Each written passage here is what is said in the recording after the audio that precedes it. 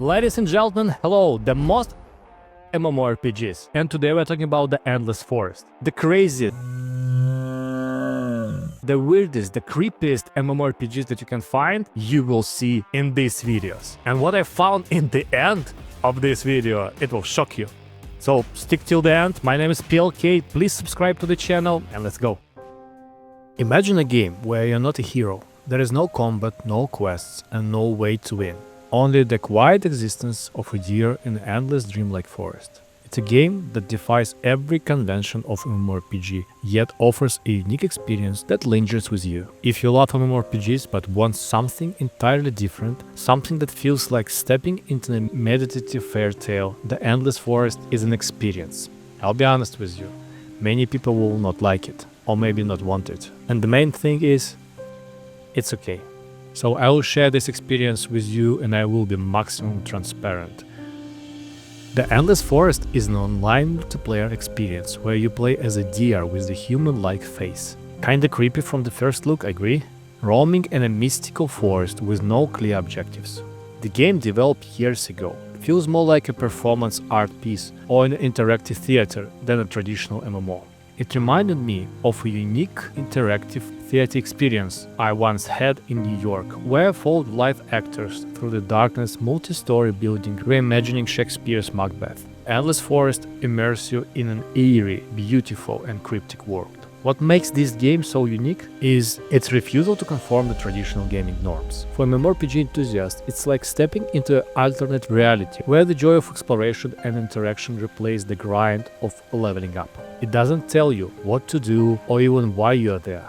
Instead, it gently pushes you to explore, observe and connect with the world and the players within it. It's almost like stepping into the living painting or dream that yours to interpret. I stumbled upon the Endless Forest while searching for the most unusual MMORPGs out there. The game immediately stood out. Downloading the client was the straightforward, no registration or setup required. The initial screen and graphics were really old school, let's put it like that.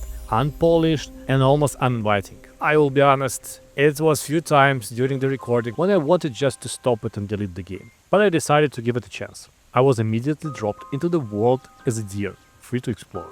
And you can understand that it's not so many people there. As I wandered through the forest, I realized there were no conventional game mechanics, no quests, no combat, and no clear objectives. Instead, there was a sense of peace, as if the game was inviting me to simply exist. The forest map, though small, is designed as an infinite loop, always bringing you back to the same place. It's disorienting at first, but soon it feels like part of the game's quiet philosophy, to let you go of progress and just be. The visuals of the forest, while dated, had a little charm to them. The double sunlight filtering through the trees, the eerie quiet punctuated by occasional ambient sound, and the surreal design of your deer character all combined to create a strange but compelling atmosphere.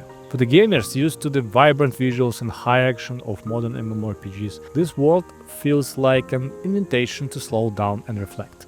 The only interactions available were through a menu of emotions and actions. You can bow, jump, run or up against the tree. When you encounter another deer, who is another player, you notice glowing pictograms above their heads instead of the names. This absence of direct communication, no chat, no text, just gesturing creatures, a unique form of interaction. And because I'm stupid or because of this UI, I didn't know that you have any type of the settings. So I found it only in the middle of my exploration. Change everything to at least the good resolution and continue. Interestingly, the game also doubles as a screensaver. When you stop playing, your deer goes to sleep, and the forest remains alive on your screen, with other players roaming by. It's a quiet reminder of the shared experience in this strange world. Watching the forest life, it's almost hypnotic, a meditative backdrop to your day. You cannot stop thinking, what if the game will be on a different level, on a different quality, with more deep mechanics to this meditative process? Will it help the game, or it will break the atmosphere?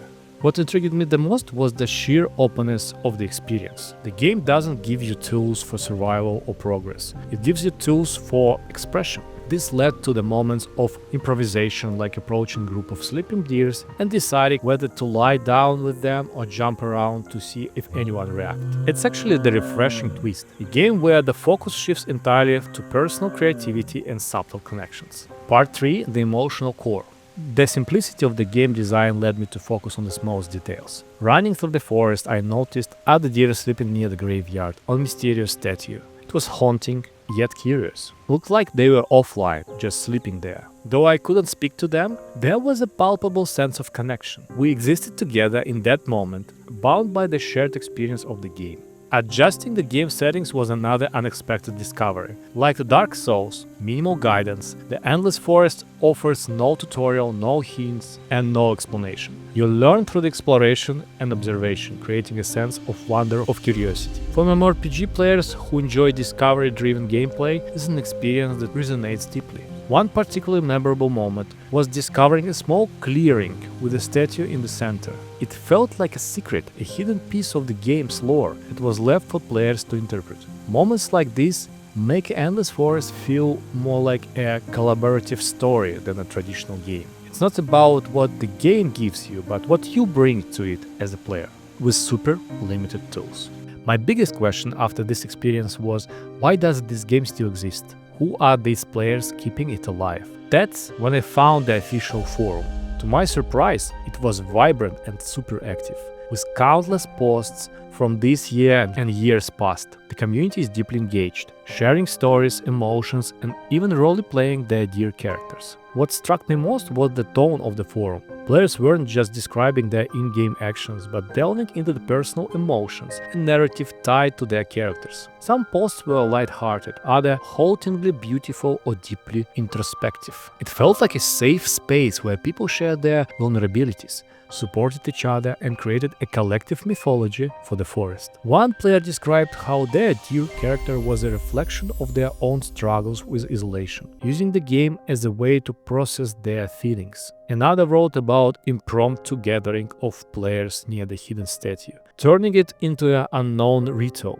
For MMORPG players, this community-driven storytelling might feel like a stripped-down yet deeply rewarding version of the guild system they are familiar with. The Endless Forest isn't just a game, and not the game for everyone. It's a sanctuary. It's a place where players come together to meditate, to reflect, and to connect on a level that feels deeply human despite the lack of the words. It's the what the fuck MMO that somehow transcends its quirks and limitations to become something profound moving. For gamers, particularly MMORPG fans, the Endless Forest offers something unique, a break from the grind, and an invitation to explore to your own pace, and a chance to connect with the community in the simplest yet most profound ways. I left the game feeling touched in a way I never expected. Because when I started, it was the immediate reaction just to stop playing this game because it's not the game for me, and most likely I will never come back to this game. But it's strange, meditative, and unlike anything else I have played. That's for sure. But be warned, that's not for everyone. It's for those willing to slow down, embrace the quiet, and lose themselves in the world where the journey is the only goal. And as I said, the quality of the game and the dated of the game, it's a big issue. But maybe, the developers are thinking about the new chapter for the game. Let's see. It was pretty interesting experience.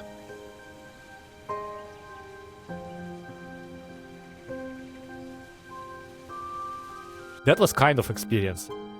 It was tough to start, and it was kind of tough to finish. I mean, just to exit the game. It's a really weird feeling. I hope you like it. If you like it. Consider to subscribe, please. My community is growing super fast. And of course, comment below what you think about this game and other crazy games. I will see you next one. Bye.